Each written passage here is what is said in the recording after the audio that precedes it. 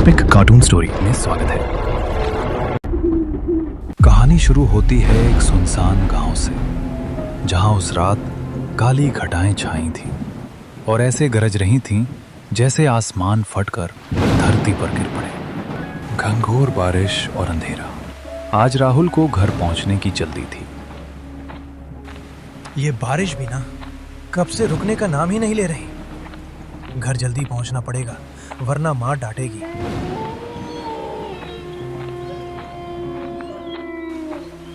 बारिश में कुत्ते का रोना गांव में इसे अच्छा संकेत नहीं माना जाता। कहते हैं जानवर उन चीजों को देख लेते हैं जो इंसानी आंखों से छिपी होती हैं। राहुल के घर का रास्ता जंगल के उस सबसे पुराने मोड़ से होकर गुजरता था, जहां दिन में भी लोग जाने से डरते थे। बस थोड़ा सा रास्ता और फिर घर आ जाएगा। हिम्मत रख राहुल, मत देख उधर।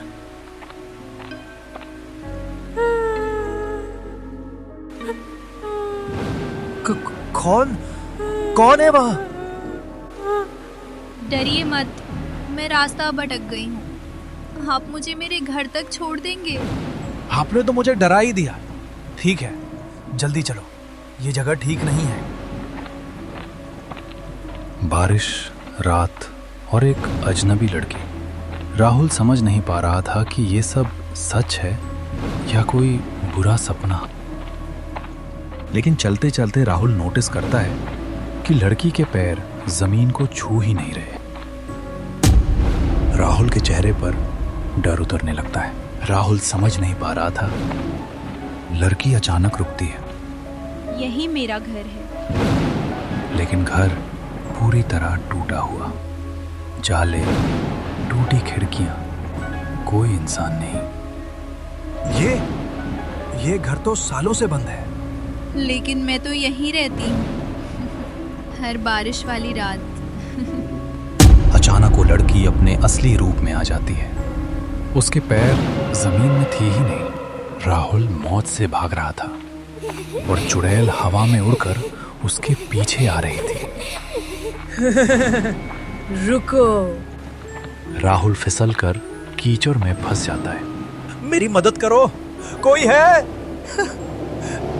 जंगल के अंधेरे में अचानक उम्मीद की एक किरण जली। उस बुजुर्ग आदमी ने चुड़ैल के आगे लालटेन फेंककर आग लगा दिया।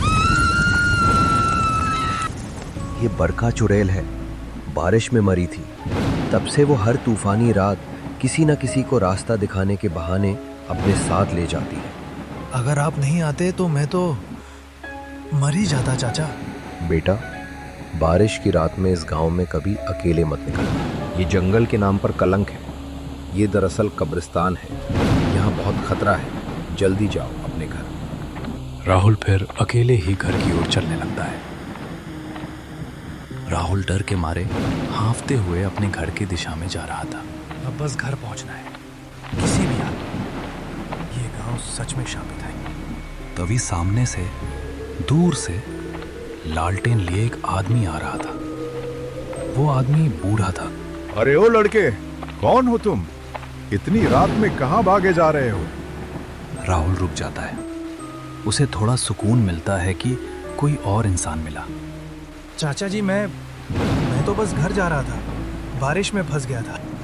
अरे तुम्हारी हालत तो देखो, पूरे भीगे हुए हो और इस तूफानी ठंड में कहां जाओगे? मेरी मानो तो चलो मेरे घर, मैं पास में ही रहता हूँ। आराम कर लेना, सुबह बारिश रुकते ही चले जाना। नहीं चाचा जी, वो मुझे जल्दी जाना होगा। अरे क्यों जिद कर रहे हो? इस कड़कड़ाती ठंड में बीमार पड़ जाओगे। चलो मेरे साथ, मैं भी तो अकेले ही हूँ। राहुल थकान और ठंड से हारा हुआ अंततः मान जाता है। ठीक है चाचा जी।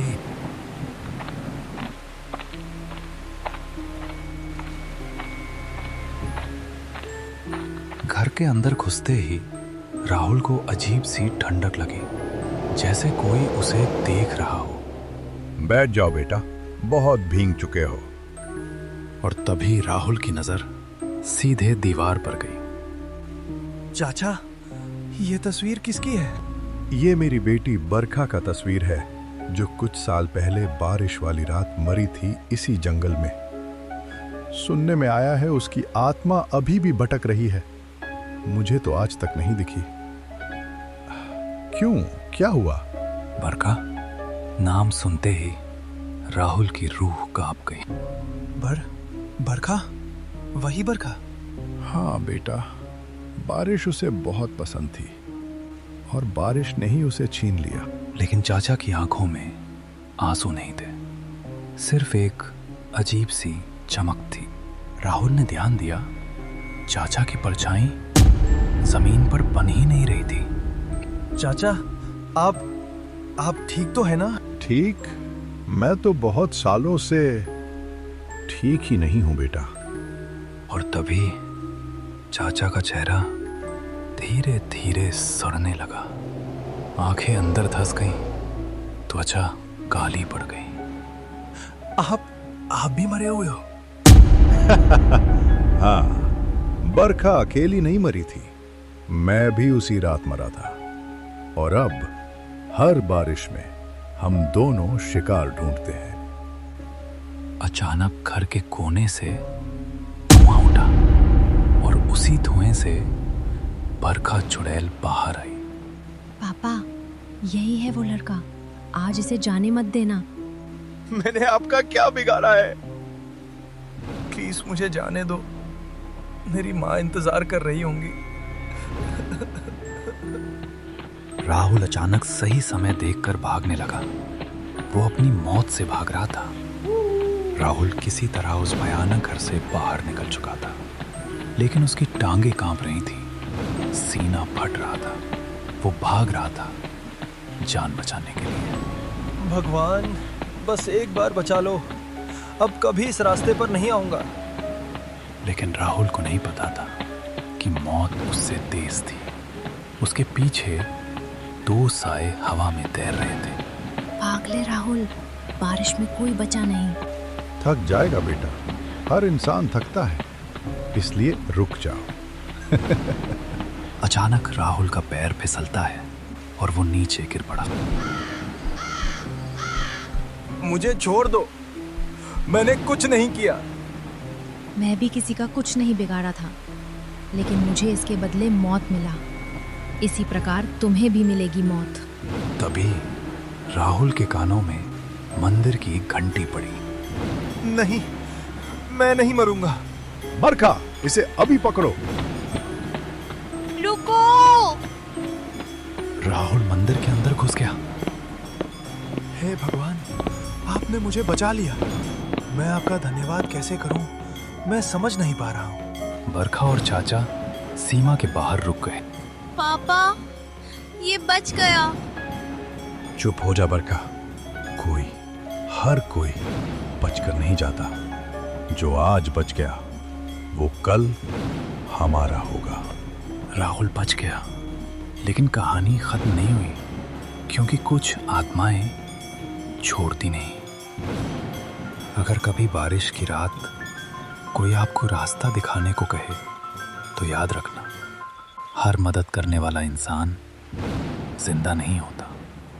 दोस्तों, इस कार्टून को बनाने में बहुत मेहनत और रातों की नींद लगी है। अगर आपको ये कहानी पसंद आई हो तो एक छोटा सा सपोर्ट कर दो, लाइक करो, सब्सक्राइब करो और कमेंट में जरूर बताओ कि अगली हॉरर स्टोरी किस पर बनाऊं। मैं आपके कमेंट्स पढ़ता हूं।